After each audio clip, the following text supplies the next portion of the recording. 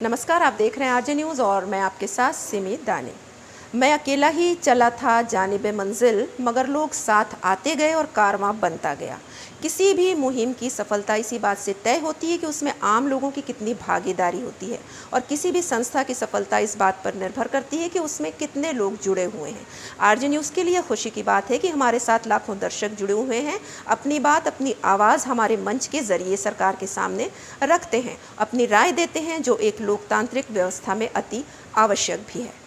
अब जबकि आदिवासी आरक्षण की आग सुलग रही है, आदिवासी अपने हक के लिए सड़कों पर उतर आए हैं, दर्शक अपनी राय के द्वारा, अपने सुझावों के द्वारा इस आंदोलन से जुड़े हुए हैं। आपको बता दें कि बिलासपुर उच्च न्यायालय ने 19 सितंबर 2022 को अपने फैसले में छत्तीसगढ़ के 58% आरक्षण को असंवैधानिक बता दिया था। उसके साथ ही अनुसूचित जनजाति का आरक्षण 32% से घटकर 20% हो गया था।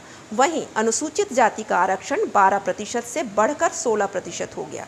इसको लेकर छत्तीसगढ़ में बवाल मचा हुआ है। मुख्यमंत्री बघेल ने राज्य सरकार की ओर से सर्वोच्च न्यायालय में अपील करने की भी बात कही है। इसके लिए 3 वरिष्ठ वकीलों कपिल सिब्बल, मुकुल रोहतगी और अभिषेक मनु सिंघवी का पैनल भी तय किया गया है। वहीं बीजेपी के नंद कुमार साय ने भूपेश सरकार को ही दोषी ठहराते हुए कहा है कि छत्तीसगढ़ की कांग्रेस सरकार की नाकामियों के कारण आदिवासियों का 12% आरक्षण कम हुआ है। उन्होंने कहा है कि प्रदेश सरकार ने अच्छे वकील नहीं किए, ना ही ठोस दलील पेश कर सके। इस संबंध में हमारे दर्शकों ने भी अपनी राय हमें भेजी है। उसमें हमारी एक दर्शक हैं कमिता जैन, जो लिखती हैं कि रमन तो हरे सारे फसाद के जड़, जनता सब जानत है। वहीं हमारे एक दर्शक हैं विनय वाघ हमारे, जो लिखते हैं कि सरकार बेरोजगारी दूर करना ही नहीं चाहती। प्रमोद तिवारी जी का कहना है कि EWS भी लागू किया जाना चाहिए। वहीं हमारे दर्शक हैं बद्रिका प्रसाद, जो लिखते हैं कि नौकरी मांगे युवा तो वर्गों में उलझा दे सरकार, यही राजनीति है भाइयों।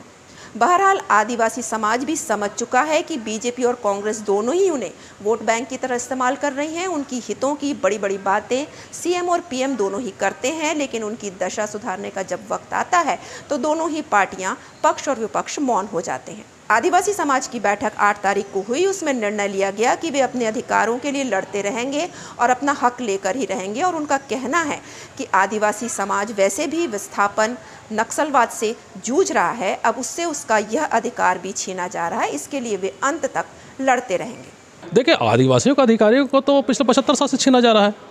ये तो दर्जनों, क्या सैकड़ों उदाहरण है। आज भी छीना जाता है। ये जो 32% आरक्षण का छीनना, ये भी क्या है? ये तो एकदम करने बोलता ना कि बिल्कुल जो दिन दहाड़े छीन लेना, ये तो उस प्रकृति का है। आज जैसे ही वो जजमेंट आया, लोक सेवा आयोग का रिजल्ट रोक दी गई, व्यापम का रिजल्ट रोक दी गई। अब हम इस बात को लेकर बहुत ज़्यादा आशंकित हैं कि वो उसमें जो एडवर्टाइजमेंट जो किया गया था 32% के हिसाब से, वो उसी हिसाब से हमको रिजल्ट चाहिए। वहीं हमारे एक दर्शक हैं साकी मुनि बुद्ध, जिनका कहना है कि बिल्कुल सही बात कहा सर जी, ST का रिजर्वेशन 32% हम लेकर रहेंगे। जय आदिवासी, जय मूल निवासी। तो दर्शकों, आप इसी तरह हमसे जुड़े रहिए, अपनी राय और अपने सुझावों से हमें अवगत कराते रहिए, हमारे तक पहुंचाते रहिए। आपसे फिर मुलाकात होगी, तब तक के लिए नमस्कार।